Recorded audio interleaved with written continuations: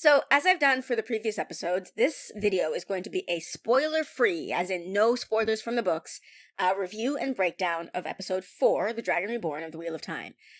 So if you haven't read the books, this video is completely safe for you, so let's go. Let's be nerdy with. Let's be nerdy, let's be nerdy.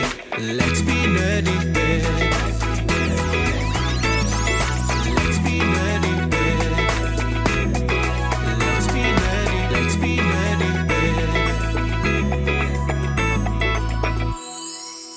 So first, my review. So chances are, if you're watching my channel, you know that Nynaeve is my girl. I love her. I'm not even gonna try and hide my bias here because, damn, like, this episode was Nynaeve heavy, and I am so happy.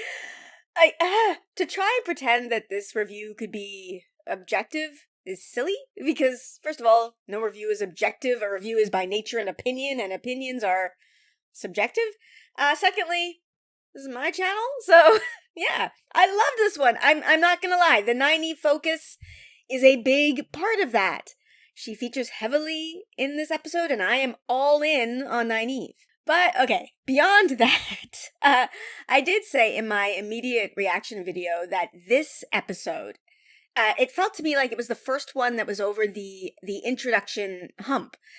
There's still a lot of world building going on. I didn't realize how much, actually, until I was taking notes for this video, but it somehow didn't feel as expository as the first 3 episodes.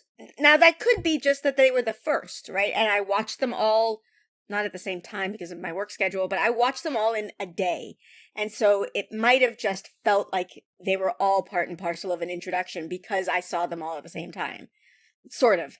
But I don't know. This one felt different. It felt like we are in the world. The world has been established. We've done that, and now we just get to live in it. The 3 different stories that we follow all had very different feels to them, and I liked them all. I absolutely loved Isla's speech to in the Tinker Camp to Perrin. It moved me in a way that I actually did not expect.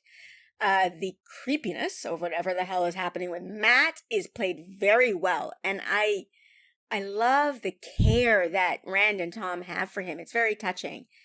And then, of course, there is the Logain Aes Sedai storyline, which, you know, that's the Nynaeve storyline, and y'all know how I feel about that. I gotta talk about the effects. That black goo in the male channeling, it looks super foul. I love how they're showing the contrast between the two, the female channeling and the male channeling, and the ghost heads with Logain. I loved that. It didn't look like anything I'd seen before, which was kind of neat. It looked at the same time kind of beautiful and also really, really menacing. And the goo on Matt's face, it's just the right amount of gross. I've said a million times on my channel that I am not a visual person, right? So I don't generally picture things while I read, or it's not exactly true, I do, but it's really vague, like everything is blurry, I guess. I don't know. So seeing this representation of these stories that I feel like these stories are a part of me, right?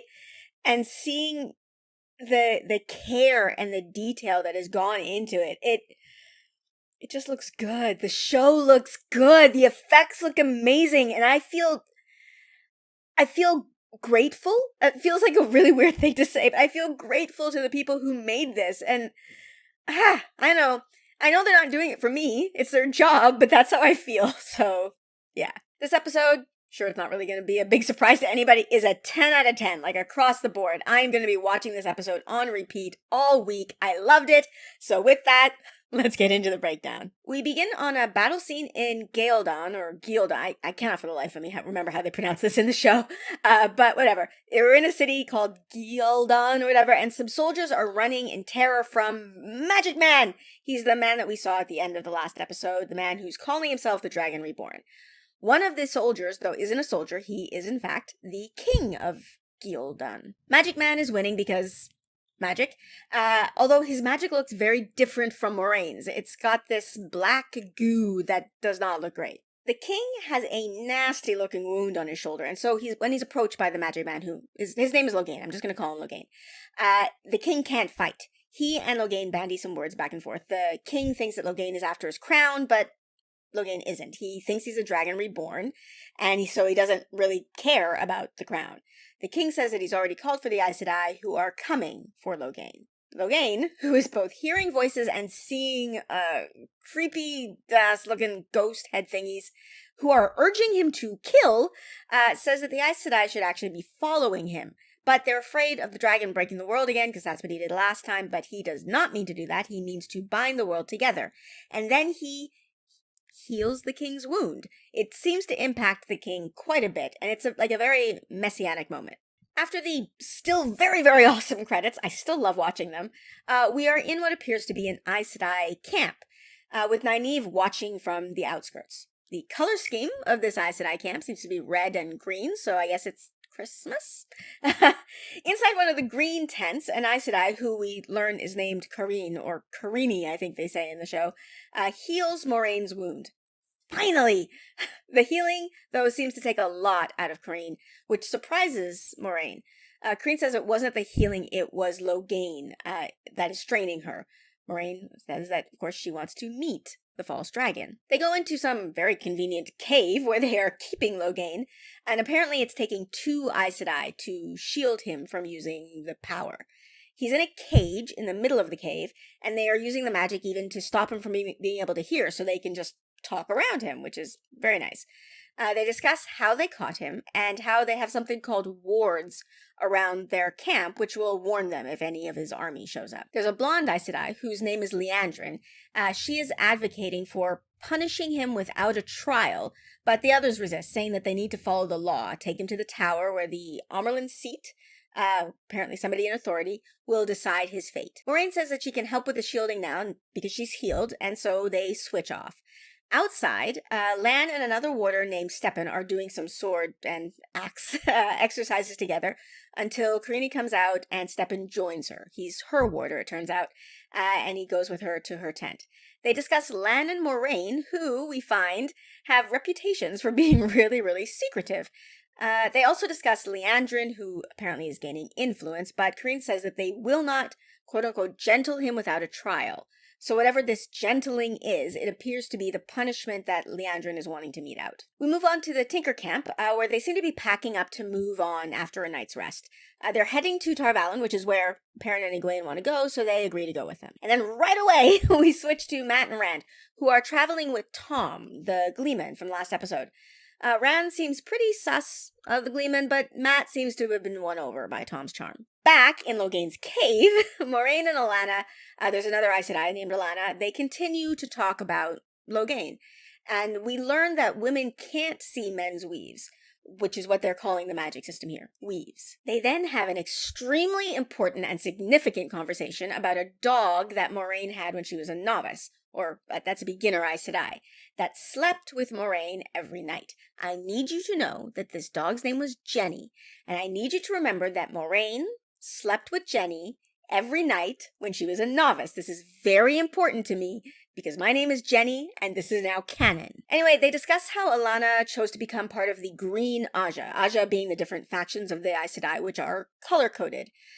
We learn that the Greens are what's called the Battle Aja, and they prepare to fight the forces of the Dark in the last battle. We also learn that the Greens apparently have more than one warder, which makes sense given that their mission appears to be fighting. Alana thinks that the last battle is imminent and worries that although it is known that the last dragon broke the world, what if the dragon is actually supposed to help them? And what if they've let the Reds, the Red Aja, gentle him, whatever that means. Outside the camp, Nynaeve is gnawing on some chicken when Liandron approaches and tries to start a conversation with her, but Nynaeve is really having none of it and just sort of turns the tables and starts questioning Liandron about Moraine. Something Liandron seems kind of pleased about, to be honest. Back on the road, Tom, Mat, and Rand find a barn and decide that that's where they're going to sleep once it gets dark. Mat is having a lot of trouble controlling his horse when a man approaches with an arrow knocked on his bow. They manage to talk him down from, shooting them, and they work out an arrangement where they can sleep in his barn in exchange for some work on the farm. Back at the Aes Sedai camp, we rejoin Liandron and Nynaeve's conversation, and we learn that Moraine is a blue Aja, which makes sense. She's been wearing a lot of blue, which has something to do with spying, And Liandron is a red Aja, which of course, again, wearing a lot of red, and reds protect the world from the misuse of the one power, which is what they call the magic here. Lan interrupts the conversation. Liandron leaves. Lan says that they are going to go to the White Tower as quickly as possible to get Logain there, and if Nynaeve's friends aren't at the White Tower already, which he seems to think they will be, the tower will have the resources to help find them. His promises really seem to reassure Nynaeve, so we can see that there's a lot of trust building between them. We switch again, really quickly, back to the Tinkers. Their official name being the Tuathon. They follow something called the Way of the Leaf, meaning that they are pacifists, extreme pacifists. They eschew all violence. Again, switching, this time we're in the barn, and Matt and Rand are cleaning it out when Matt goes off to vomit, which, I hate seeing people vomit. I hate it. And then, in his vomit, we see this sort of black ooze come out of the ground where he had vomited, and then back on his face, we see some black ooze coming out of his mouth. So, it doesn't look good. He is, though, interrupted from his vomit musings by a cute little girl with a loaf of bread, and, not to get too ahead of myself here, but I bet any genre-savvy people saw this and went, oh, shit, because I know I did. Anyway, Matt and the cute little girl have a cute conversation because she obviously reminds him of his cute little sisters. It's all very, very cute. Tom and Rand discuss Matt's decline, with Rand proposing that maybe he just caught some sort of virus in Breen Spring, the village, but Tom has another theory. Matt is beginning to remind him of his nephew, Owen, who it turned out was a man who could use the magic, a man who could use the one power. Something that is very bad because apparently the Dark One did something to the power that made any man who uses it go mad, and Matt is showing symptoms. He also tells how Owen was gentled by the Aes Sedai, meaning that he was cut off from the use of the one power, so he couldn't, touch it anymore. And that apparently when this happens, you just lose your will to live. He saw this with Owen, who killed himself shortly after he was gentled. He says that he will travel with them as long as possible, but they need to keep Matt away from the Aes Sedai. Back at the Aes Sedai camp, Moraine and Carini are shielding Logain together, while outside, the warders and Nynaeve are having just a fun conversation around the fire. Two of the warders are cuddling together quite affectionately, which is nice to see. Nynaeve asks some questions about the Aes Sedai, and we learn that the name Aes Sedai means servants of all, and the warders are proud to serve these women who protect the world. Lan retires to his tent, which he shares with Moraine, and they discuss Logain, with Lan trying to reassure Moraine that Logain isn't the real Dragon Reborn, but Moraine isn't sure. And they also commiserate about the loss of the kids from the Two Rivers, with both of them taking responsibility. And we learn even more about the warder bond here. Apparently Moraine always gets emotional when Lan drinks. So that's interesting. In the Tinker camp that night, there is joyous music playing and raucous dancing. And Egwene is dancing with Aram, the boy that she's been mainly talking with. And she asks about this song that the Tinkers say that they are looking for.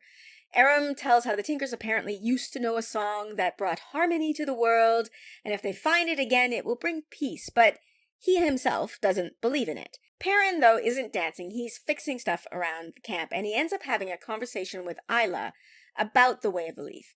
And Isla tells the story of her daughter, who was murdered by bandits, and how, in the wake of this tragedy, she chose the Way of the Leaf because the best revenge against violence is peace. And she hopes that by helping to make the world a better place, when her daughter's soul is reborn, the world will be a better place for her. It's really quite a moving speech that I am not doing justice here. That night, Rand has an awful dream where Perrin is hammering his wife. And this is not a sex metaphor. Perrin is using a blacksmith's hammer on his wife's body. Matt is looking ragged with bloody hands. And then Egwene looks terrified as she's grabbed by, Fire Eyes, who's also apparently Fire Mouth. Rand wakes up to find Matt gone, and he and Tom go looking for him. They find him in the farmhouse, surrounded by the dead family, and Matt is in a daze. They try to gently sort of coax him out of the trance-like state he's in when he reaches up with that creepy dagger that is definitely the dagger that he got from the creepy city, and he points it at a shadowed spot on the wall and says, "I see you." And then one of those white things, the fade, with no eyes, pops out. Tom jumps in front of the boys and tells them to run as he tries to fight it, but it's super fast and wily, so not looking good for old Tom there. Outside, Matt seems to come out of his trance just in time to see the dead body of the cute little girl he had a conversation with earlier, so sure that felt great. Anyway, they grab their horses and they ride off. In the Aes Sedai camp, Liandron tries to convince Kareen to go with her plan of gentling Logain, remember gentling being cutting him off from the power, before they reach the White Tower, even proposing letting him escape in, so that their 3 O's that we learned about a couple of episodes ago will allow them to do it, but Kareen is still on the side of the law. Outside, Nynaeve comes upon Lan performing some sort of ritual. She asks about it, and he tells her it's something from his culture, his country, which is known as Malkir, and is also a country that is apparently gone. She performs a private ritual of her own, saying words in the old tongue that she doesn't even understand. She tells him, though, that they are the last words that she heard her parents speak before they died in an attack on her village. He knows the old tongue, and he translates the words for her, which, I'm not gonna lie, I teared up at this moment. Anyway, this beautiful moment is rudely interrupted by Logain's followers, who have chosen this moment to attack, so I hate them. The camp is in, like, a flurry of preparation for the attack, and somehow, even behind his shield, like he can't hear, Logain knows and explodes out of the shield that the Aes Sedai have placed on him. The army approaches, one of whom is the king of Galedon, so yeah, Logain won him over in that opening scene, and a battle breaks out. There's a lot of swords and slashes and magic explosion. It's very, very cool. Nynaeve even managed to take out a man who came at her with an axe, and she has a little dagger and she takes him out, so nice. In the cave, Logain melts his freaking cage and is immediately confronted by Moiraine, who wants to talk to him before, Liandron and Kareen wake up and the others arrive. She asks why she should believe he's the Dragon Reborn. He tells her about the voices that he hears, who he thinks are previous dragons trying to help and guide him, which we heard those voices, right? They did not sound particularly helpful in that cold open. Anyway, Moiraine, who did not hear the voices like we did, but she still agrees with me and says that this is just madness and that his power is nothing in comparison to the Dragon Reborn, or what the Dragon Reborn will actually have. And as she says this, Kareen and Liandron stand and join her in holding him back with the one power. He, though, manages to make some sort of magic attack that Kareen sees coming, and she shields Moiraine and Liandron from it, but she herself gets caught in the attack and dies. Moiraine and Liandron, though, they do manage to shield Logain again. Outside, the battle rages, but Alanna leads the fight against the army, and yeah, she's a badass. The others run into the cave where Liandron is beginning to glow from the inside. Ugh, looks dangerous. Moiraine warns her, though, that she's using too much of the power. She could burn herself out, but Liandron is in a rage due to Kareen's death and doesn't seem to care. Stepan comes in and looks at Kareen's body, and he also flies into a rage, attacking Logain with his axes. The shield stops the axes from hitting Logain, but then Logain does something that explodes the axes, sending shards of it everywhere, into everyone, including Lan, who had just entered the cave, along with Nynaeve, who didn't get hit with a shard, though. Nynaeve looks around and sees the carnage, including the blood spurting out of Lan's neck, and she runs to him, putting her hands on it to try and staunch the wound, but she can't. And then she just looks at, Logain going, no, and then she begins to glow and glow brighter and brighter until light explodes from her, and Logain watches in awe, seeming to realize that his power is nothing in comparison to hers, as Nynaeve's magic causes everyone's wounds to instantly heal. Liandron then leads all the sisters together as they grab Logain with the power, and they gentle him. He falls to the ground in tears. And that's it. That's this episode. What did you think of this one? I have my thoughts are very clear, very out there, but let me know in the comments below what your thoughts of this were. And if you want to talk about it more, you can join my Discord. I will link that in the description below. And if you like my channel, like my content, and you want to support me, you can always check out my Patreon. I will also link that in the description below. As always, and as forever grateful to my patrons, you guys. Thank you so much. Your support It means a lot. It really, really does. And with that, I will end this here. So please like, subscribe, and I'll see you next time. Bye.